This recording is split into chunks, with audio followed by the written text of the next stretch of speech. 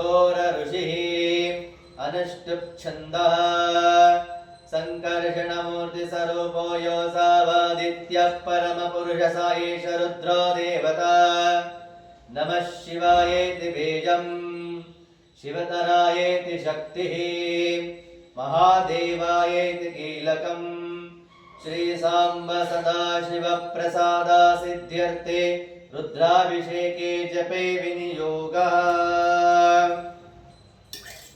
ॐ अग्निहोत्रात्मने अंगुष्ठाभ्यां नमः। ॐ दर्शपूर्णमासात्मने दर्जनेभ्यां नमः। ॐ चातुर्मास्यात्मने मध्यमाभ्यां नमः। ॐ निरूढवशवन्धात्मने अनामिकाभ्यां नमः। ॐ ज्योतिष्ठोमात्मने कनिष्ठिकाभ्यां नमः। ॐ सर्वकृत्वात्मने करतलकरपृष्ठाभ्यां नमः। ॐ अग्निहोत्रात्मने हृदयाय नमः। ॐ दर्शपूर्णमासात्मने शिरसे स्वाहा। ॐ चातुर्मास्यात्मने शिखाये वषट्। ॐ निरूढवशबन्धात्मने कवचाय हुम्। ॐ ज्योतिष्ठोमात्मने नेत्रत्रयाय वषट्। ॐ सर्वकृत्वात्मने अस्त्राय भट। ॐ भूर्भुवः स्वरोमीति दिग्बन्धः।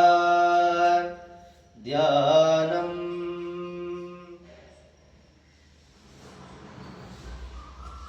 आपातालनभस्थलान्तभुवना ब्रह्माण्डमाविस्फुरत् ज्योतिस्फाटिकलिङ्गमौलिविलसत्पूर्णे धुवान्तामृतैः अस्तोक्लापुतमेकवीशमनिशं रुद्रानुवाकान् जपन् ध्यायेद्दीप्सिता सिद्धये ध्रुवपदं विप्राभिषिञ्चेच्छिवम्।